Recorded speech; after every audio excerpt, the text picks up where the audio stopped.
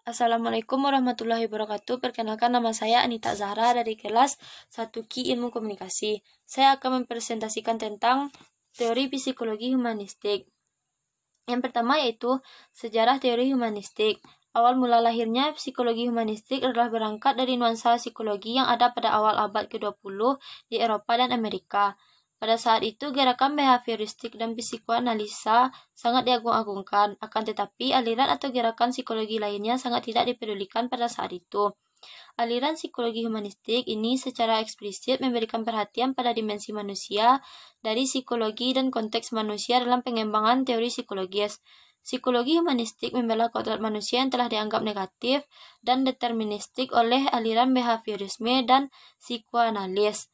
Permasalahan ini dirangkum dalam 5 postulat psikologi humanistik dari James Bugental pada tahun 1964, yaitu diantaranya: 1. Manusia tidak bisa direduksi menjadi komponen-komponen.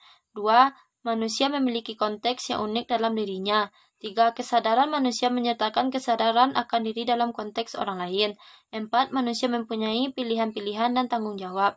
5. Yaitu manusia bersifat intensional, mereka mencari makna, nilai, dan memiliki kreativitas sendiri. Pengertian teori belajar humanistik. Dari segi bahasa, humanisme artinya kemanusiaan, sedangkan menurut istilah berarti suatu paham mengenai kemanusiaan yang hakiki. Lebih jelasnya, humanistik adalah salah satu pendekatan atau aliran dari psikologi yang menekankan kehendak bebas, pertumbuhan pribadi, kegembiraan, kemampuan untuk pulih kembali setelah mengalami ketidakbahagiaan, serta keberhasilan dalam merealisasikan potensi manusia. Tujuan humanistik adalah membantu manusia mengekspresikan dirinya secara kreatif dan merealisasikan potensinya secara utuh, dan juga bertujuan untuk menempatkan manusia pada posisi kemanusiaan yang sebenarnya. Dalam teori belajar humanistik, proses belajar harus berhulu dengan bermuara pada manusia itu sendiri.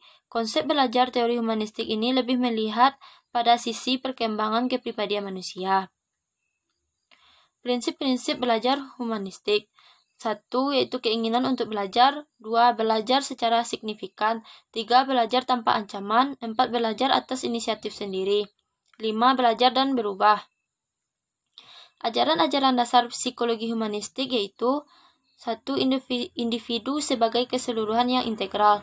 2. Ketidakrelevanan penyelidikan dengan hewan. 3. Pembawa baik manusia. 4. Potensi kreatif manusia. 5.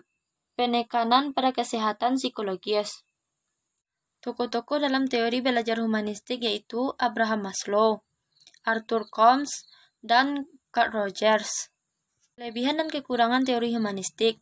Kelebihannya: 1. Teori ini cocok untuk diterapkan dalam materi pembelajaran yang bersifat pembentukan kepribadian, hati nurani, perubahan sikap, dan analisis terhadap fenomena sosial.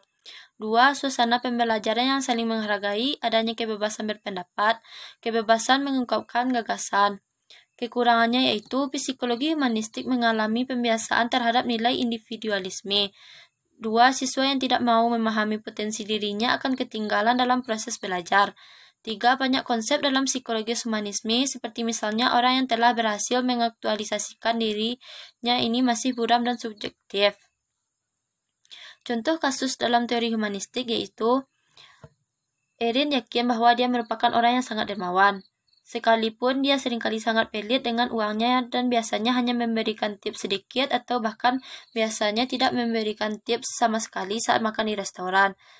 Ketika teman makan malamnya itu memberikan komentar pada dirinya, mengapa memberikan tips dengan seperti itu, dia tetap bersikukuh bahwa tips yang dia berikan itu sudah layak dibandingkan pelayanan yang dia terima. Dengan memberikan atribusi perilaku pemberian tipsnya pada pelayan yang buruk, maka dia dapat terhindar dari kecemasan serta tetap menjaga dirinya yang katanya dermawan itu. Dampak dari inkongruensi. Rogers berpikir bahwa manusia akan merasa gelisah ketika konsep diri mereka terancam. Untuk melindungi diri mereka dari kegelisahan tersebut, manusia akan mengubah perbuatannya sehingga mereka akan tetap mampu berpegang pada konsep diri mereka. Manusia dengan tingkat inkongruensi yang lebih tinggi akan merasa sangat gelisah karena realitas selalu mengancam konsep diri mereka yang secara terus-menerus. Sekian presentasi dari saya. Assalamualaikum warahmatullahi wabarakatuh. Pengembangan kepribadian manusia. Prinsip-prinsip belajar humanistik. 1. Yaitu keinginan untuk belajar. 2. Belajar secara signifikan. 3. Belajar tanpa ancaman. 4. Belajar atas inisiatif sendiri. 5. Belajar dan berubah. Ajaran-ajaran dasar psikologi humanistik yaitu 1. Individu sebagai keseluruhan yang integral. 2. Ketidakrelevanan penyelidikan dengan hewan. 3. Pembawa baik manusia. 4. Potensi kreatif manusia. 5. Penekanan pada kesehatan psikologis. Tokoh-tokoh dalam teori belajar humanistik yaitu Abraham Maslow, Arthur Combs, dan Carl Rogers. Kelebihan dan kekurangan teori humanistik. Kelebihannya, 1. Teori ini cocok untuk diterapkan dalam materi pembelajaran yang bersifat pembentukan kepribadian, hati nurani, perubahan sikap, dan analisis terhadap fenomenal sosial. 2. Suasana pembelajaran yang saling menghargai, adanya kebebasan berpendapat, kebebasan mengungkapkan gagasan. Kekurangannya yaitu psikologi humanistik mengalami pembiasaan terhadap nilai individualisme.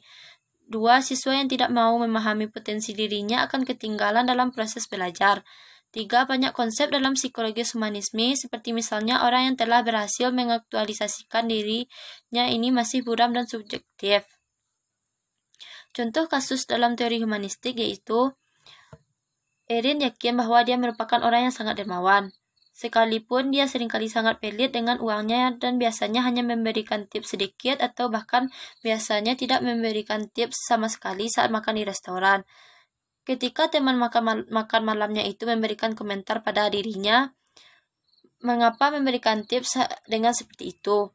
Dia tetap bersikukuh bahwa tips yang dia berikan itu sudah layak dibandingkan pelayanan yang dia terima. Dengan memberikan atribusi perilaku pemberian tipsnya pada pelayan yang buruk, maka dia dapat terhindar dari kecemasan serta tetap menjaga dirinya yang katanya dermawan itu. Dampak dari inkongruensi. Rogers berpikir bahwa manusia akan merasa gelisah ketika konsep diri mereka terancam. Untuk melindungi diri mereka dari kegelisahan tersebut, manusia akan mengubah perbuatannya sehingga mereka akan tetap mampu berpegang pada konsep diri mereka.